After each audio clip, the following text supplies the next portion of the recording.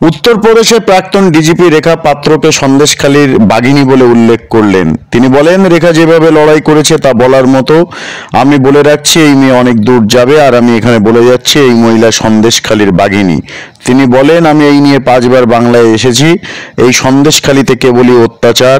আমি উর্দি পড়েছি, কিন্তু এখানে পুলিশ প্রশাসনের ভূমিকা দেখে দুঃখ পাই। রেখা পাত্রের সাহসিকতার জন্য বাহবা দেন রবিশঙ্কর প্রসাদও।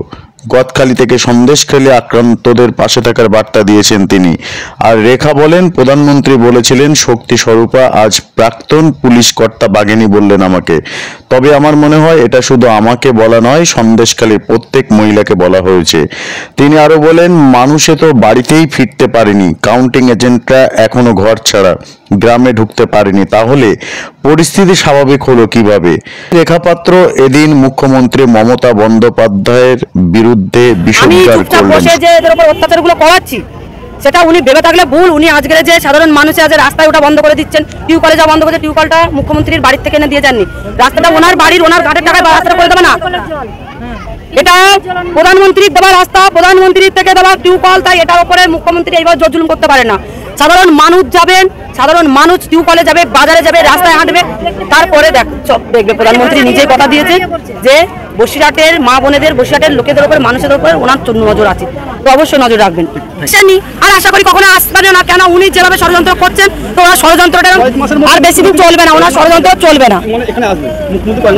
কি করে আসবেন, কি করে আসবেন? উনিও রোহিঙ্গা ভাড়া করে আজকে সাধারণ মানুষকে, এই হিন্দু জাতিকে তাড়িয়ে দিয়ে উনি রোহিঙ্গাকে এখানে বসবাস করানোর প্ল্যান করছেন। তাই এটা কখনো সাধারণ মানুষ হতে দেবেন না।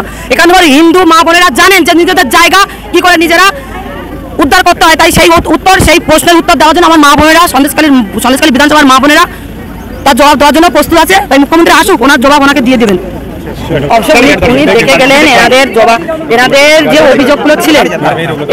অভিযোগগুলো ছিলেন, এই অভিযোগগুলো ওনারা শুনেছেন, এবং ওনারা যেটা স্টেপ নেওয়ার সেটা নেবেন। ওনারা শুনে গেছেন এবং ওনারা যে স্টেপটা নেওয়ার ওনারা নেবেন। আর শুধু আমাদের একটু অপেক্ষা করতে হবে। আজকে মুখ্যমন্ত্রী যে চালটা খেলেছেন, যে কারসাজি করে, যে চুগলিবাজি করে উনি যে জিতিয়েছেন, তার কিন্তু প্রমাণ কিন্তু মানুষ পেয়ে গেছেন যে উনি কি করেছেন কি না করেছেন। আর তার জবাব সাধারণ মানুষ দিচ্ছেন যে ওনারা কি করেছেন। তাই এইটা আমি দ্বিতীয়বার করে আমি নিজে মুখে বলতে চাই না, সাধারণ মানুষ যেখানে বলছে সেখানে আমার কোনো বলার জায়গাই নেই। সাধারণ মানুষই প্রমাণ করে দিচ্ছেন যে মুখ্যমন্ত্রী মমতা বন্দ্যোপাধ্যায় কি করেছেন।